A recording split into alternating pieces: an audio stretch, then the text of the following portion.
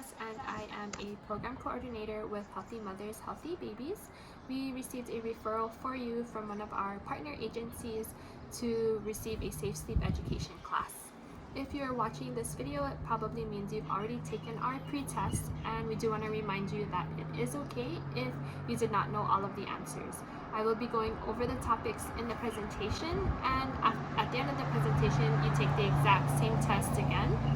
We do hope that you take away all of the key points, and together we can help to keep Hawaii's infants safe. If at any point you do need assistance, reach out to us and we'll do the best that we can to help you. As I mentioned earlier, I am with Healthy Mothers, Healthy Babies Coalition of Hawaii. My name is Princess and I am one of the program coordinators there. At HMHB, we have several programs available for you and your family throughout your pregnancy and even after giving birth. We have a new parent support program called Pico Pals. We have a tobacco cessation program designed for moms during pregnancy called Baby and Me Tobacco Free. And we also have a partnership with the Aloha Diaper Bank. Also, the reason we are doing this presentation is because of our program called the Hawaii Cribs for Kids program, which provides a safe sleep education class for families. Our Pico Pals new parent support program is for parents with babies between the ages of 0 to 4 months. Every week for 12 weeks, the group comes together to talk about their experiences in parenting, how baby is developing, or what kind of things to expect. It's a way of creating your own community and getting support from other parents that are going through similar situations. Tied in with Pico Pals or any of our other programs as well is our mental health services. HMHB has licensed clinical social workers on site, so if you or a family member would like to see a therapist, we are able to give you a direct referral. Our therapists are very flexible and have different options for appointments, such as telehealth, where you are able to have a session through your phone or computer without even leaving your home. Sometimes childcare transportation is an issue, but with telehealth, it will save you time and it is very convenient. Our therapists also have the option of walk and talk, where you can walk around the neighborhood with or take a walk at the park instead of being confined in an office. Our therapists are flexible and really want to make sure that you are comfortable and still able to receive the help that you need. Our Baby and Me Tobacco Free program is a smoking cessation program that aims to reduce the burden of tobacco on the pregnant and postpartum population. If there are any other family members in your household that would like assistance in tobacco cessation, let us know and we can help to enroll them into a program. Moms enrolled in our program receive education and support to quit smoking and stay quit. They also receive diaper vouchers worth $25 each and can be redeemed for diapers or wipes. Any family member that lives with the pregnant woman can also enroll in the program, and if they successfully quit smoking, can earn additional monthly vouchers for the mother. This is a free program, and each session can be held in the comfort of your own home or place of choosing. HMHB has a partnership with the Aloha Diaper Bank. You can give us a call to request diapers, and based on Aloha Diaper Bank's supply and availability, we can obtain some diapers for your family. And finally, the main reason that we are here today is for the Hawaii Cribs for Kids program, providing families with safe sleep education. This program is the first of its kind in Hawaii and offers both a safe sleeping environment in addition to culturally appropriate, family-oriented safe sleep education. We also follow up with you at 3 months and 12 months by phone to see how you and your baby are doing. This program helps parents and family members to reduce the risks, protect baby, and also prevent sleep-related deaths. Sleep-related deaths are the leading causes of death in infants 1 to 12 months of age. And among Hawaii infants, suffocation is the leading cause of death in infants 0 to 12 months. Would you be able to guess the number of sudden, unexpected infant deaths there are in the U.S.? The U.S. has about 3,500 deaths per year. That is a very big number, which is why safe sleep is a very important initiative in the nation. We do want to let you know, though, that all of these deaths are preventable. Today, we are going to learn what we can do to help reduce the risks for our babies. The first year of life is the most important year for babies. This is when they are most reliant on you and they are not fully developed yet at this point. The first 6 months of life is where 90% of these deaths occur, and the risks vary with age for sleep-related infant death. Infants between 0 and 3 months are more likely to bed share, and infants 4 to 12 months are more likely to sleep in areas with objects such as pillows, blankets, bumper pads, and stuffed animals, which all pose risks for suffocation. In the pretest that you took, there was this illustration at the end. What were some of the things that were unsafe in this picture? We can start off with the bumper pads. Infants may get caught between the bottom of the bumper pads and the mattress. The pillow may be too soft and can block baby's airways like their nose or their mouth. Baby is placed on his side. Baby should always be placed on their backs to sleep. This is a heater. Baby should never be placed too close to a heater because they may overheat.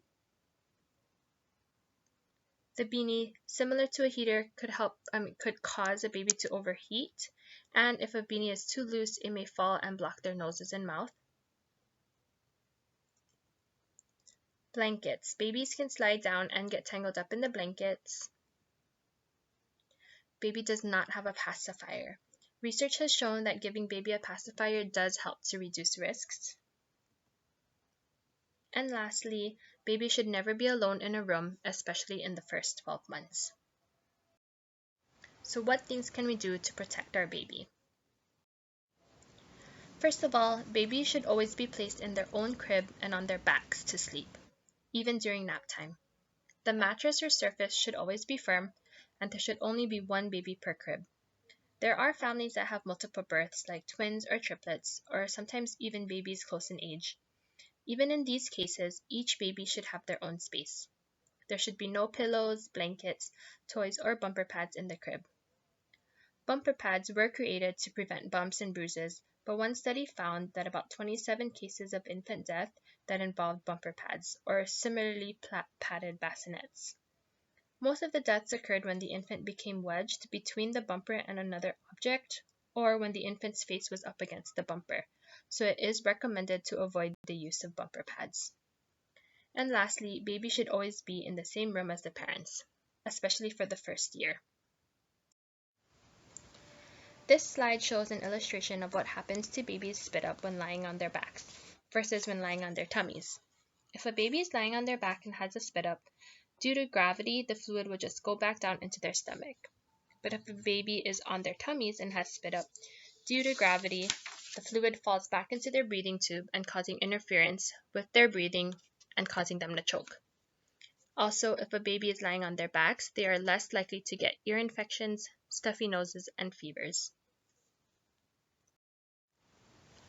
Here is just a few examples of unsafe sleeping environments that we often see happening a lot. On the top left, we have baby on their tummy with extra blankets. On the top right, we have a baby sleeping with an older sibling. And on the bottom, we have dad on the couch and baby sleeping on dad's chest. We promote room sharing without bed sharing. Sharing a bed with a child under the age of 2 puts child at an increased risk of death from suffocation, sudden infant death syndrome, strangulation, or another unexplained cause. Sleeping with other people puts baby at risk for being rolled on and smothered. But it is okay to breastfeed baby in your bed, but when you are ready to sleep or start to feel yourself dozing off, you put baby back in the crib. You will be receiving a pack and play that you can place right next to your bed, just like the photo on the right. And hopefully this will help with placing baby directly back inside after breastfeeding.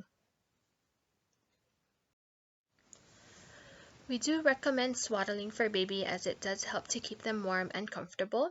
It helps to soothe them and it also helps them to sleep better and longer. If swaddling is not done correctly though, it can pose risks for baby. If it is done too tight, it could suffocate baby, but if it's too loose, baby can get caught up in the swaddles. It is recommended for babies between 0 to 3 months of age, but as soon as baby starts to roll over, you do want to stop swaddling baby. This is an example of a safe sleeping environment. Baby is swaddled, placed on his back in his own space, with no toys, bumper pads, or extra blankets in the crib. And here are a few examples of unsafe bedding and sleep areas. These positioners or wedges are intended to keep infants on their backs in a secure sleeping position, but the youngest infants for whom these are designed for are not able to roll over from their backs on their own, which makes this product unnecessary. The soft foam, though, in the sleep positioners can pose a suffocation hazard, and our medical experts do not recommend them.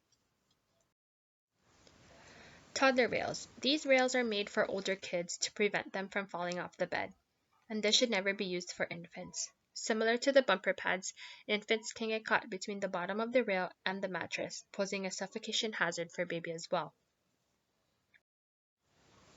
A car seat. An infant should never be placed to sleep into a car seat. It is okay if baby falls asleep in the car seat while you are driving, but once you reach your destination, always take baby out and place them on a firm surface. When a car seat is not attached to its base in the car and placed on the ground, the angle of the car seat actually changes, and making a shift to baby's position and potentially increasing the risk of suffocation or strangulation in the car seat.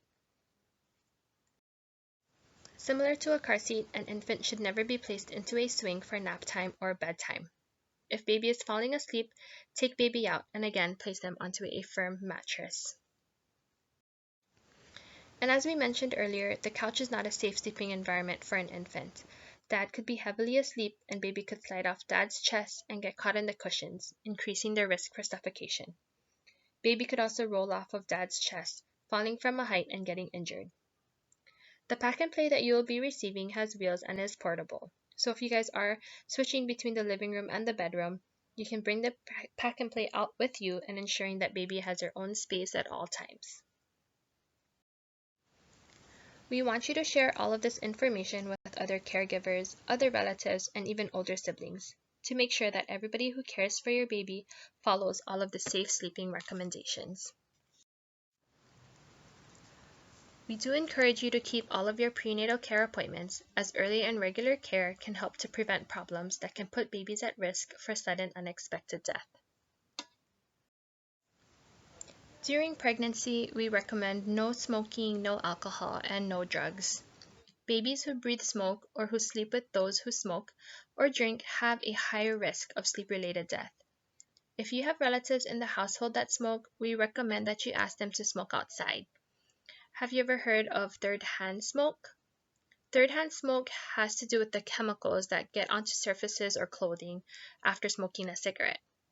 Please ask your relatives to put on an extra shirt or a jacket when going outside to smoke so that baby does not directly breathe in the chemicals that get stuck on their clothing. After they smoke, they can remove the extra shirt or jacket in helping to reduce baby's risks. Also, you never want to sleep next to a baby while you are impaired with alcohol or drugs, as they can impair your judgment and it puts baby in a very dangerous situation. Breastfeeding has been shown to be good for babies by building their immunity against illness and infections, in addition to other benefits. Recent research provides the strongest evidence to date that breastfeeding may also reduce the risk of SIDS. We encourage mothers to breastfeed for the first 12 months and exclusively for at least the first 6 months before introducing formula. We understand that this may be a challenge for some mothers, but do know that support is available and really any amount of breast milk is beneficial. As appropriate clothing, you want to make sure that baby is always appropriately dressed for the weather. Especially living in Hawaii, it's mostly always hot, so no more than one extra layer of clothing. Always check baby for signs of overheating. Signs of overheating could be sweating, baby feeling hot to the touch, or if baby's cheeks start to turn red. Overheating could put baby at risk for sudden infant death.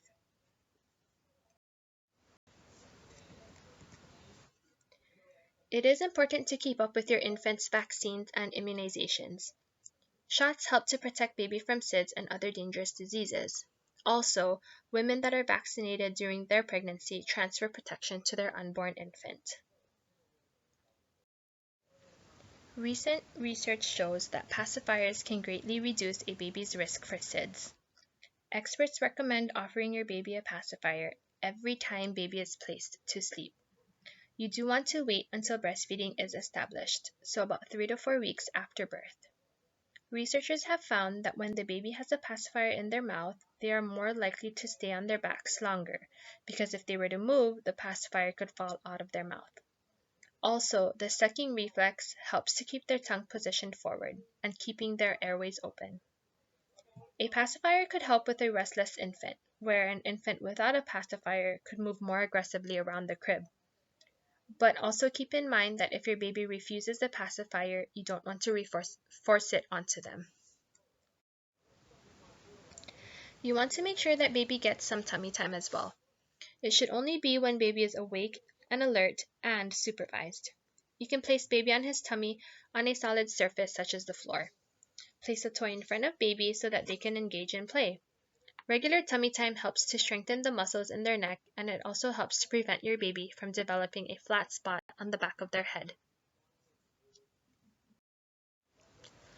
As soon as you give birth, the doctors place baby directly onto your chest, as skin-to-skin contact helps to promote that mother and baby bond. Fathers can do it as well. It helps to lower anxiety and baby stress levels. Skin-to-skin contact also promotes brain and breathing development, and it increases breast milk supply in mothers. And in babies that are born prematurely, it helps with an earlier discharge from the hospital. We do want to take this time, if you haven't given birth yet, to introduce, or if you have given birth, reintroduce the period of purple crying. The period of purple crying is an acronym that stands for a peak of crying. Healthy babies cry a lot in the first 5 months. Increased crying usually occurs at 2 weeks and continues to increase and reaches its peak at 2 months, then starts to decrease in months 3 to 5. The crying often happens unexpectedly, and babies will resist soothing and look like they're in pain. The crying is long-lasting. Sometimes they can cry as much as 5 hours throughout the day or even more. The crying usually occurs in the late afternoon and into the evening. Babies are referred to as being colic when this is happening, which is an increased crying in the first few months of life. We want you to know that this is completely normal. All of the crying can be very difficult and frustrating for new parents, but note that this is called the period of purple crying, meaning that there will be an end. There are several ways to try comforting and soothing your baby. You do want to check if the baby is hungry, tired, or needs a diaper change. You could also try carrying, walking, and singing with baby. You could also try to give baby a warm bath, take baby for a walk or ride in the car, hold baby close for skin-to-skin contact, or offer a pacifier or breastfeed. There are also apps now called white noise apps that you can download and can give you different options for noise that may just work for your baby. Keep in mind that all of these ideas won't work every time. You may be able to reduce your baby's crying by about 50%, but keep in mind that soothing may not work all the time. But if you are really concerned, you can always check with your doctor to see if there is something wrong that may be causing the crying. And if none of these work, it is okay to walk away. Place baby down in a safe space and take some time to calm down. Get some air, come back and try again. You may be frustrated because baby is crying more than you expect and baby won't stop, no matter what you try. You may also feel like you are a bad parent or that you are doing something wrong. You may feel tired and guilty, and it is okay to feel angry or upset. It's what you do with your anger that is important.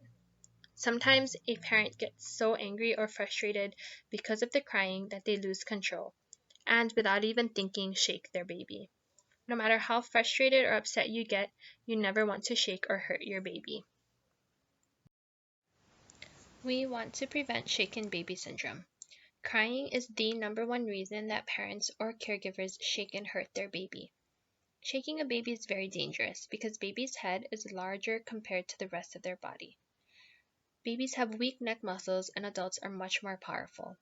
Shaking a baby can cause physical disabilities such as blindness, learning disabilities, behavioral disabilities, seizures, and even worse, could lead to death.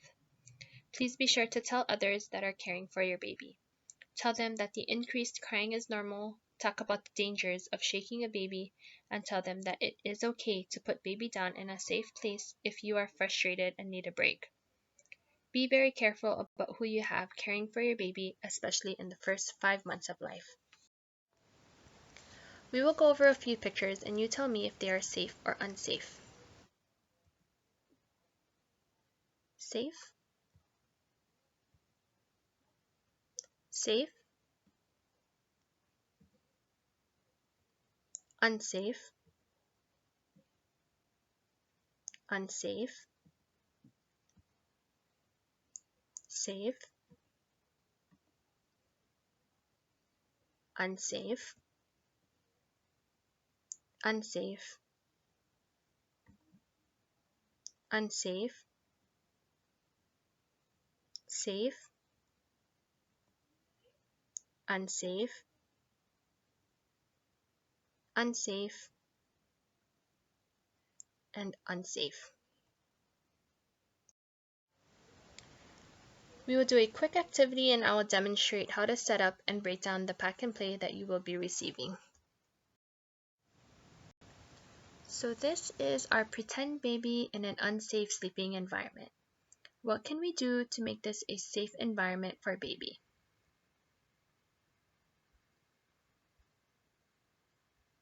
So first, we do want to start with taking out the blankets and the bumper pads and the stuffed animals. And we do want to place baby on their back and remove any pillows. So this is the only way that baby should be placed in the crib, on their backs with nothing around them. Baby can stay in this top portion until they're about 15 pounds, and after 15 pounds, you can lower this top portion and place baby down in the lower portion. To do that, you just take this top off. These poles just disconnect and you unhook each side.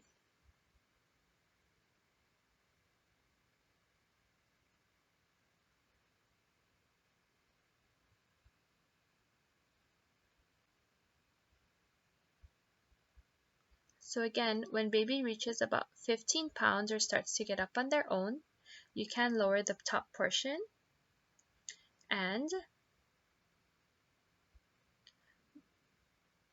there are these Velcro portions right at the bottom. You do want to make sure that you loop them through this hole all the way on the bottom.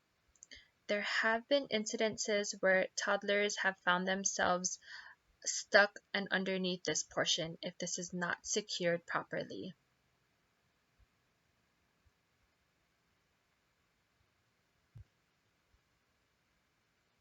So I want to show you how to break this down.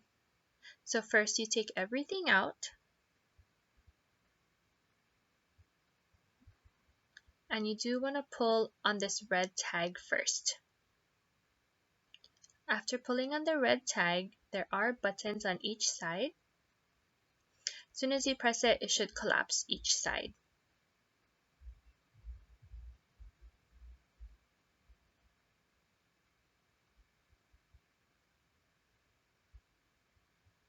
Okay, and when setting up the pack and play, it's the opposite.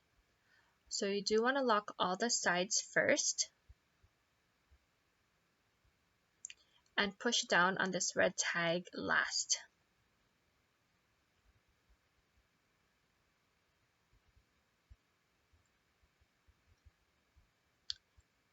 And then you do want to connect the netting and it just does hook up on each side. Connect the poles.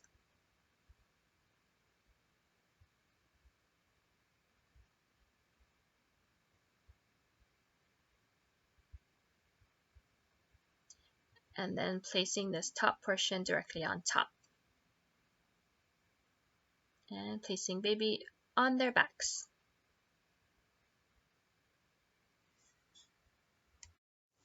So you have reached the end of the presentation.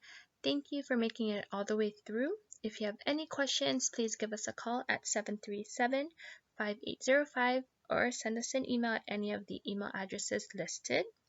After watching this presentation, please go ahead and take the post test. Thank you.